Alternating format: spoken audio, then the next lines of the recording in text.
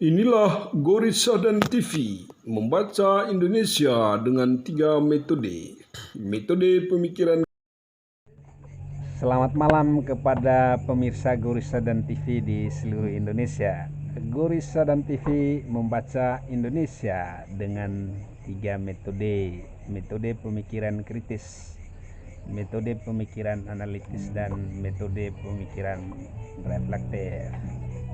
Pemirsa Gorissa dan TV yang kami cintai, pada malam hari ini kita berdiskusi dengan orang muda yang sangat smart. Beliau adalah Agung Kresna. Nah, pada malam hari ini kita secara khusus berdiskusi dengan beliau tentang mengelola desa di daerah perbatasan, pengalaman. Nah, ini semacam sharingnya, oleh-oleh dari Bung Agung yang kemarin melakukan penelitian di Tanimbar. Tanimbar itu adalah Maluku Tenggara Barat ya. Maluku Tenggara Barat itu cukup jauh lah dari dari Jawa ya. Oke, Mas Agung, coba diceritakan lah bagaimana pengalaman Mas Agung sampai kemarin itu bisa bersentuhan dengan desa-desa di daerah perbatasan yang selama ini tentu saja jarang diperhatikan oleh pemerintah ya.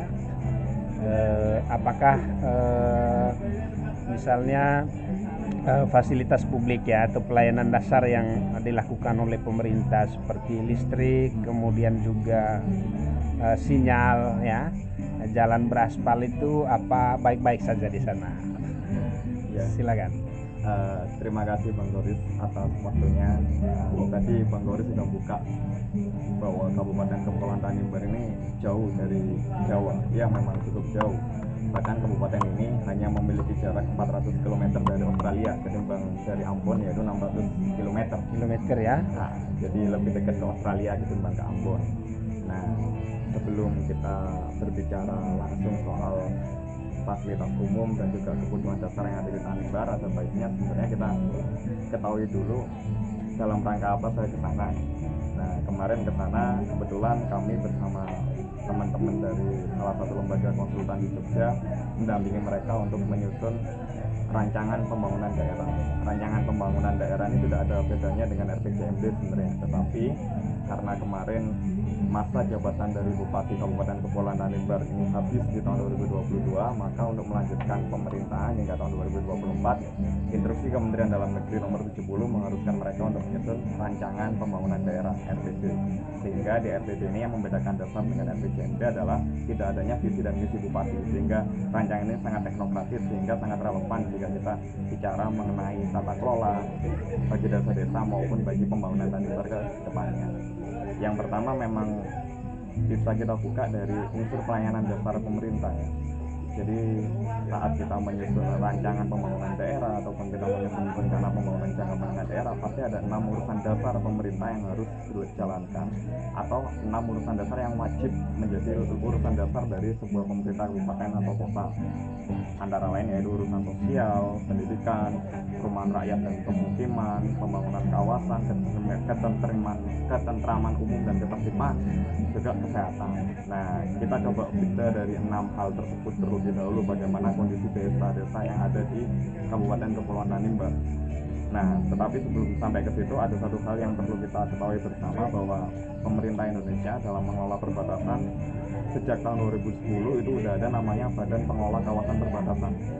Nah, Badan Pengelola Kawasan Perbatasan ini memiliki tugas khusus untuk membangun Indonesia dari pinggiran. Tetapi satu hal yang menarik bahwa perbatasan kita nggak hanya darat, tapi juga ada perbatasan laut. Nah, ini yang menjadi banyak problem di Tanimbar, terutama karena mereka berbatasan laut dengan 2 negara langsung, satu dengan Timur Leste, satu dengan Australia. Ya. Nah, jadi pertama soal mungkin dari segi sosial, angka kemiskinan ini menjadi problem yang selalu menjadi sorotan setiap tahun, bahkan setiap era pemerintahan berganti, namun persoalan kemiskinan tidak akan pernah usai. Nah, terlebih hari ini ada definisi kemiskinan baru, yaitu kemiskinan ekstrim. Nah, kemiskinan ini yang cukup tinggi di Kabupaten Kepulauan Tanimbar, kemiskinan ekstrim. Apa sih bedanya kemiskinan ekstrim dengan kemiskinan yang kita tahu selama ini? Nah, ternyata kemiskinan ekstrim itu adalah mereka yang hidup 2 kali lipat atau kurang lebih 9 US dollar kalau nggak salah, atau 1,5 US dollar gitu per hari pengeluaran per kapita, karena penentuan penduduk miskin kita kan dengan pengeluaran per kapita. Nah, kondisi desa-desa yang ada di kawasan perbatasan di Indonesia Timur, terutama di Kabupaten Kepulauan Tanimbar, ini memiliki tingkat kemiskinan ekstrim yang cukup tinggi. Karena artinya apa? Secara pengeluaran per kapita mereka sangat minim. Nah, ini yang menjadi persoalan pertama sebenarnya untuk kita bicara tentang tata kelola desa di kawasan perbatasan. Selanjutnya, permasalahan kemiskinan ini kan tidak hanya disumbang oleh mungkin tidak hanya disumbang oleh pengeluaran yang kecil, tapi kita kalau melihat rumah tangga, pengeluaran ini kan hadir karena adanya pemasukan bagi rumah tangga. Nah, dari segi pemasukan ini yang menjadi sorotan utama di Tanimbar. Mereka memiliki banyak potensi kopra, mereka memiliki banyak potensi, terlebih dengan akan masuknya ini ya blok Masela ya di Tanimbar ya. Tapi ini yang belum terlalu optimal dan berdampak luas bagi masyarakat di sana. Oleh karena itu, membaca persoalan desa di perbatasan, terutama tadi soal sinyal, misalkan soal jalan yang harus menjadi pelayanan kebutuhan dasar. Nanti kalau kita bicara kesehatan juga ada puskesmas dan rumah sakit. Nah, ini di Kabupaten Tanimbar sebenarnya udah ada, tetapi sebarannya belum merata karena mereka kepulauan juga. Jadi misalkan panjang jalan dengan kondisi baik dari Pulau Larat sampai Tanimbar Utara sampai Larat, Somlaki sampai Larat ini udah terhubung dengan jalan bagus, tapi jalan masuk ke desa-desanya ini yang masih cukup Susah ya. susah. Itu kalau kondisi jalan, Bang. Jadi masih perlu effort lebih untuk menjangkau desa-desa, terutama di Tanimbar Selatan ya, di pulau-pulau yang berhadapan langsung dengan laut lepas yang akan menuju Australia ini ya. Jadi yang harus naik pulau dan hanya di bulan-bulan tertentu gelombang itu nggak pasang. Jika gelombang itu pasang, maka distribusi bahan dari sini ke sana juga akan terhambat. Ini yang menjadikan mereka udah terdepan tapi juga tertinggal sesuai dengan instruksi impres presiden terbaru ya. Ada 20 ya, dari tahun 2020 hingga 2024 impres terbaru ini menetapkan beberapa daerah tertinggal. Jadi mereka juga terkategori tertinggal. So, ini sangat banyak identitas toh, udah terdepan, terluar, tertinggal. Terus bagaimana kondisi pemerintahan paling bawah yang akan menjadi ujung tombak pembangunan ekonomi maupun ujung tombak bahwa angka kemiskinan itu bisa turun, yaitu desa. Nah, ini yang menarik. Desa saya lihat di sana udah sangat berperan optimal pemerintah desa dengan segala posisi dan keterbatasannya. Tetapi lagi-lagi membaca perbatasan tidak hanya soal tata kelola desa, tapi secara holistik. Misalkan mereka mampu memproduksi kopra, tapi saat akses jalan ke sana belum ada, maka distribusi barangnya juga terhambat. Terus soal 4G, blank spot udah berkurang di Tanimbar. Ini karena program juga dari Telkomsel dan Kominfo ya untuk menghilangkan beberapa blank spot di Tanimbar. Tetapi blank spot ini juga belum menyentuh sampai ke daerah-daerah pedalaman, sehingga di pusat-pusat kota aja. Jadi secara kasat mata sebenarnya masih teraglomerasi lah di pusat kabupaten, yaitu di Somlaki gitu kan. Nah, terus kedua dari segi bangunan, kalau kita melihat dari segi rumah layak huni dan tidak layak huni, maka indikator yang digunakan nasional kan rumah yang disebut layak adalah saat mereka beratapkan genteng atau memiliki ubin. Nah, mereka di sana justru ya kalau kita menggunakan indikator tersebut semua tidak layak huni karena mereka punya atap rumbia dan tanah ya di bawahnya. Tetapi itu bukan standar yang ini ya yang harus dipenuhi menurut saya, karena kalau kita membaca secara reflektif dan kritis, maka mereka nggak perlu bangunan yang lebih baik dari yang sekarang, tapi yang justru mereka perlukan adalah kualitas sumber daya manusia, atau misalkan orang-orang yang akan mentransformasi kehidupan mereka berubah. Itu berhubungan dengan misalkan tadi soal puskesmas pembantu ya. Di sana udah tersebar semua desa, 81 desa di kawasan perbatasan ini punya pustu, tetapi tenaga kesehatannya yang nggak ada.